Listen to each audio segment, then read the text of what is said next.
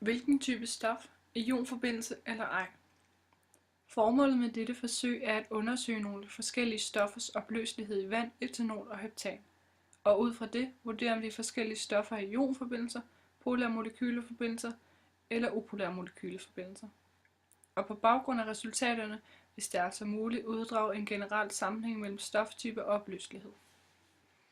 Alle grundstoffer i det periodiske system vil reagere med andre grundstoffer, så de opnår ædelgasstruktur. Atomerne kan opnå ædelgasstruktur ved at gå sammen i en elektronparbinding og derved dele en eller flere elektroner. I vores forsøg har vi set nærmere på de forskellige bindingstyper, hvorpå atomerne opnår ædelgasstruktur. Elektronegativitet er et begreb for atomernes evne til at tiltrække elektroner i en elektronparbinding. Elektronegativiteteten er fastlagt i en talrække, hvor 0 er det mindste og 2 er det højeste. Når tallet er højt på skalaen, betyder det, at atomet har en stor tiltrækningsevne, og når tallet er lavt på skalaen, betyder det, at atomet har en lille tiltrækningsevne. Disse lave eller høje tal fra elektronegativitetsskalaen kalder vi for EN-værdier. På baggrund af elektronegativiteten kan vi vurdere, om et molekyle er polært, upolært eller en ionforbindelse. Vi kan også se på, om molekyleforbindelsen er imellem to metaller eller imellem et ikke-metal og et metal. Der er tale om en ionforbindelse, når et atom afgiver en elektron til et andet. Natriumklorid, som indgår i vores forsøg, er en ionforbindelse. Na afgiver en elektron og opnår derved ædelgasstruktur. Samtidig opnår Cl ædelgasstruktur ved at modtage en elektron. Nu får vi så Na+, Cl-, som er en ion.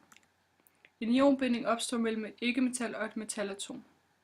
Forskellen på atomernes elektronegativitet skal være over 2, for at der taler om en ionbinding. Når to ikke-metaller reagerer med hinanden, danner de en molekyleforbindelse. Der findes to forskellige måder at indgå i en molekyleforbindelse på. Den første er en polar elektronparbinding.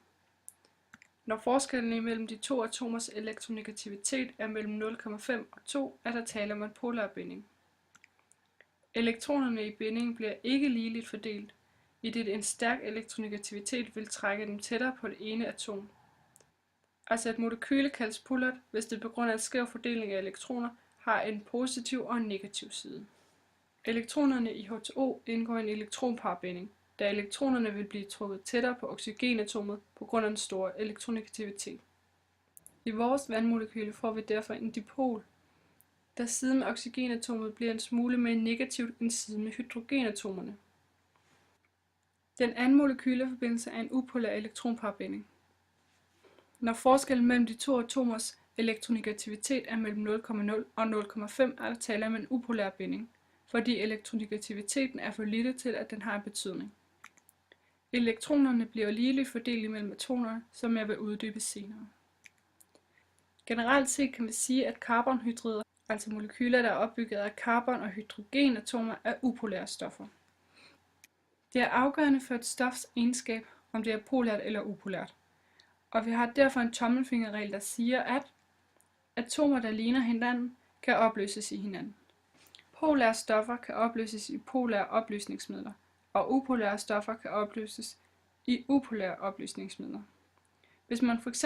blander et upolært stof med et polært opløsningsmiddel, vil det ikke blandes, men i stedet for danne to lag. Med større molekyler har vi nogle tommelfingerregler for hurtigt at se, om molekylet er polært eller upolært. Vi har følgende udtryk: hydrofil, som er vandelskende, og hydrofob, som er vandskyende. Så hvis vi har et vandmolekyle, som indeholder en hydrofil gruppe, fremhæver det vandopløseligheden. Hvis et vandmolekyle derimod indeholder et hydrofob gruppe, modvirker det opløseligheden. Hydrofobe grupper er upolære, og hydrofile er polære grupper.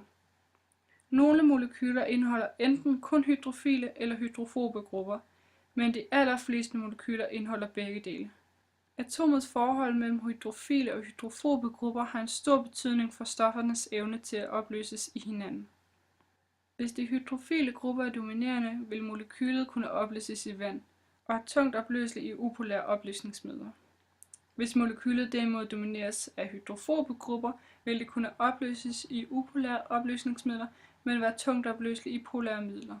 Vi har en tommelfingerregel, der siger, at 4 carbonatomer med hydrofobe grupper ophæver virkningen af en hydrofil gruppe.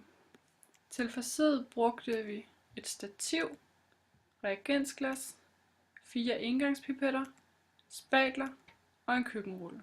Til forsøget brugte vi yderligere vand, etanol og heptan som opløsningsmidler og natriumklod, kobbersulfat, diod, sukrose, fedtyrefedt og pentan som stoffer. Vi startede med at placere alle reagensglassene i stativet, hvorefter vi hældte 1 mm vand i hvert reagensglas. Afhængig af hvilket stof vi havde med at gøre, tog vi en spatelspids fast stof eller 10 dråber væske og overførte til hvert reagensglas. Så rørte vi rundt med en spatel, som vi for hver gang vi havde rørt rundt i et reagensglas, vaskede, så stofferne ikke blev blandet sammen. Vi noterede i skemaet, om stofferne blandede sig med hinanden eller ej, og om eventuelle farveskift. Vi gentog forsøget 2 gange mere med henholdsvis etanol og heptan til fordel for vand. Ud fra det, som vi noterede, kom vi frem til følgende. Eksempelvis ser vi, at frityrefedt ikke kunne opløses i det polære vand, men godt kunne opløses i det upolære etanol og det upolære heptan. I en upolær elektronparbinding deles de bindende elektroner ligeligt. I en polær elektronparbinding bliver de bindende elektroner ikke delt ligeligt. I en ionbinding er der slet ikke snak om, at elektronerne bliver delt ligeligt eller uligeligt. I en ionbinding afgiver det ene atom simpelthen en elektron til det andet. Natriumklod, NaCl, også kaldt salt, er en ionbinding, fordi Na har en elektronegativitet En-værdi på 0,9 og Cl har en N-værdi på 3,0. Det vil altså sige, at der er en elektronnegativitetsforskel på 2,1, hvilket betyder, at det er en ionbinding. Som nævnt tidligere afgiver det ene atom en elektron til det andet atom i en ionbinding. Det er derfor, vi også kender salt NaCl som Na+ og Cl-, fordi natrium i dette tilfælde afgiver en elektron til klor på grund af klors store En-værdi. Natriumklod NaCl kunne sagtens opløses i vand.